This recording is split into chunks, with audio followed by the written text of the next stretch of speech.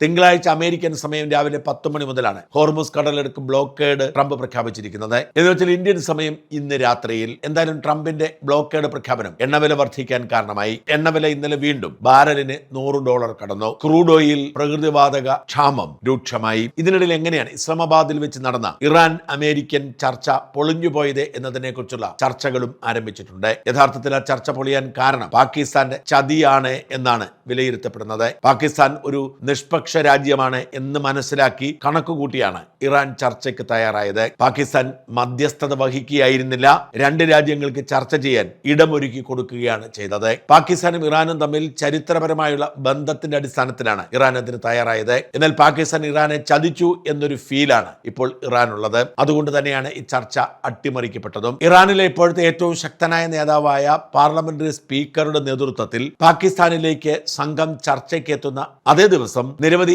F-16 വിമാനങ്ങളും ഏതാണ്ട് 13,000 പട്ടാളത്തെയും ഇറാനെതിരെ പ്രയോഗിക്കാൻ പാകിസ്ഥാൻ സൗദിയിലേക്ക് അയച്ചു. സൗദിയിലെ കിഴക്കൻ പ്രവിശ്യയിൽ സ്ഥിതി ചെയ്യുന്ന കിങ് അബ്ദുള്ള എയർബേസിലേക്കാണ് 13,000 പാക് പട്ടാളക്കാർ എത്തിച്ചേർന്നത്. നിരവധി യുദ്ധവിമാനങ്ങളും അവിടെ എത്തിച്ചേർന്നത് ഇറാനെ പ്രതിരോധിക്കാനാണ്. ഇറാൻ പാകിസ്ഥാനെ വിശ്വസിച്ച് ചർച്ചയ്ക്ക് വേണ്ടി ഇസ്ലാമാബാദിലേക്ക് എത്തിയ അതേ സമയത്ത് തന്നെ അതേ ദിവസം തന്നെ 13,000 പട്ടാളക്കാരെയും നിരവധി യുദ്ധവിമാനങ്ങളും പാകിസ്ഥാൻ സൗദിയിലേക്ക് അയച്ച് ഇറാനെതിരെ പ്രതിരോധം സൃഷ്ടിച്ചത് ഇറാനെ ആശങ്കപ്പെടുത്തുന്നുണ്ട്. ഇങ്ങനെ ഒരു രാജ്യത്തിന് എങ്ങനെയാണ് നിഷ്പക്ഷ രാജ്യം എന്ന നിലയിൽ ചർച്ച നടത്താൻ പറ്റുന്നത് എന്നാണ് ഇറാന്റെ ചോദ്യം. 2025 സെപ്റ്റംബറിൽ പാകിസ്ഥാനും സൗദി അറേബ്യയും ഒപ്പിട്ട പ്രതിരോധ കരാർ അനുസരിച്ച് ഇരു രാജ്യങ്ങളിൽ ഏത് രാജ്യത്തെ ഏതെങ്കിലും ഒരു രാജ്യം ആക്രമിച്ചാലും അടുത്ത രാജ്യം സ്വന്തം രാജ്യത്തെ ആക്രമിച്ചതായി കണക്കാക്കി തിരിച്ചടിക്കണമെന്നാണ്. കഴിഞ്ഞ 1.5 മാസത്തിനിടയിൽ അനേകം തവണയാണ് ഇറാൻ സൗദി അറേബ്യയെ ആക്രമിച്ചത്. സൗദി പൗരന്മാർ കൊല്ലപ്പെടുക മാത്രമല്ല സൗദിയുടെ എണ്ണപ്പാടങ്ങൾക്ക് തീയിടുകയും ചെയ്തു.